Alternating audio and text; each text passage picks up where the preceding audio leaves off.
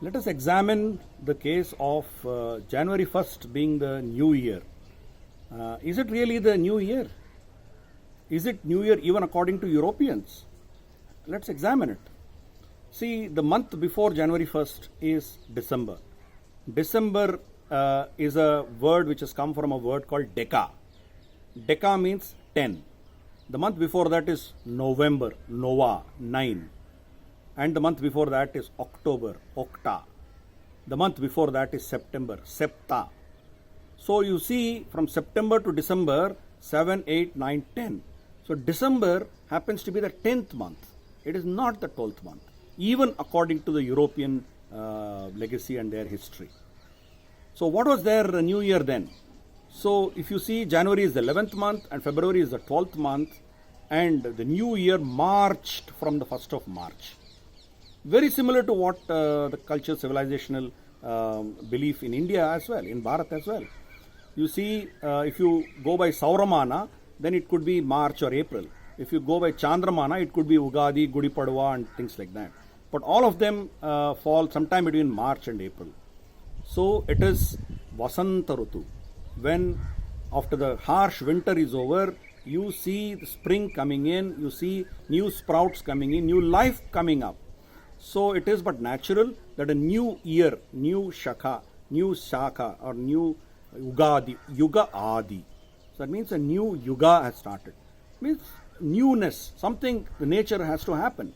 Whereas on 1st January nothing happens. It is chill, biting cold across Europe and many parts of northern hemisphere. So it cannot be the new year at all. So what did they do? Then before the advent of the Christian calendar, there was a king, there was an emperor in Italy, Rome, by name Julius Caesar.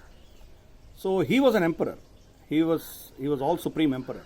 So he decreed that a month be named after him.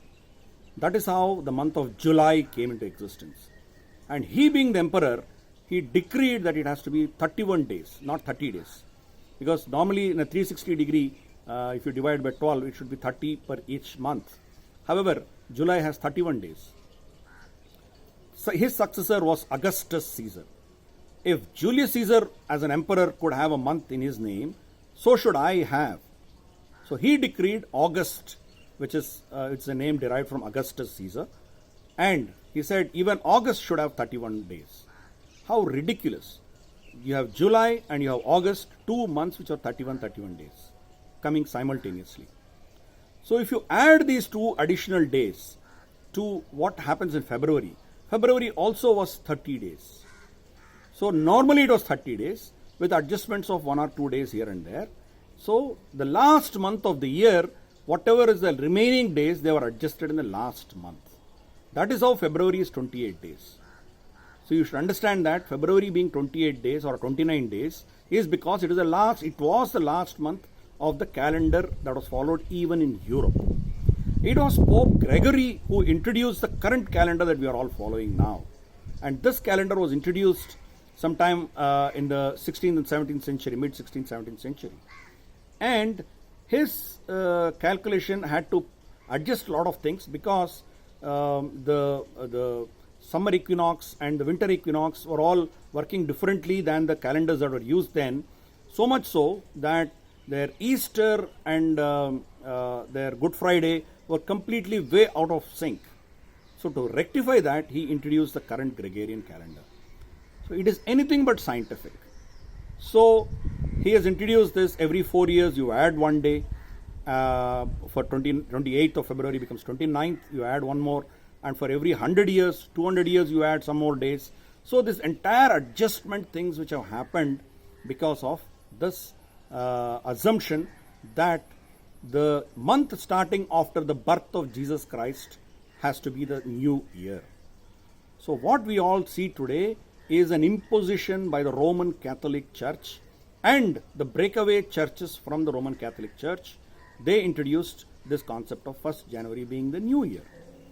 No civilization, no culture across the globe, prior to the imposition by the Roman Church, assumed that 1st January was the new year.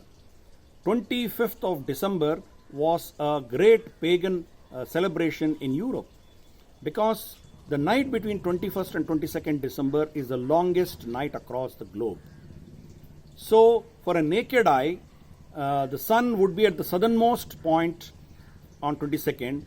So, for a naked eye, it is not visible to have moved to the north for about 3 days. So, 22nd, 23rd, and 24th. So, 24th, they see a visible change that the sun has moved slight bit to the north. So, to celebrate that the cold days are likely to get over and the hotter days are going to come back, and that the sun has started its northern journey, to celebrate that, Europeans used to have a celebration called Saturnalia. The Roman Catholic Church adopted this date as the birth of Jesus Christ.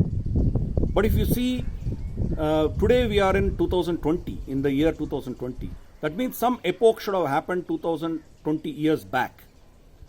The starting of this particular Christian era, Gregorian calendar. The 1st January 110001 has nothing to do with Jesus Christ. It was neither his birth date, nor his crucifixion date, nor the day when he started his mission, or it has nothing to do with him. Even he was born some years after the start of this calendar year. So this was a random calendar year picked up by Rome and then subsequently rectified by the Christian Rome. It has nothing to do with science, nothing to do with how the nature behaves. We in Bharat, we have huge civilizational wisdom in deciding how our new year works. So we have to start going back to our roots, to our origins, and then start looking at the greatness, the scientific temper with which our new years were designed. Be it Sauramana or Chandramana. Some parts of Nepal and northern Uttar Pradesh, they follow what is called as Barhaspatyamana. While Sauramana is based on the movement of sun, Chandramana is based on movement of moon, Barhaspatyamana is based on the movement of Jupiter. All our panchangs were dependent on how the nature works, how the planetary movements happened. It had nothing to do with X or Y or Z's birth or death. The new year is dictated by nature, and so our concept of new year is the most scientific way to look at it.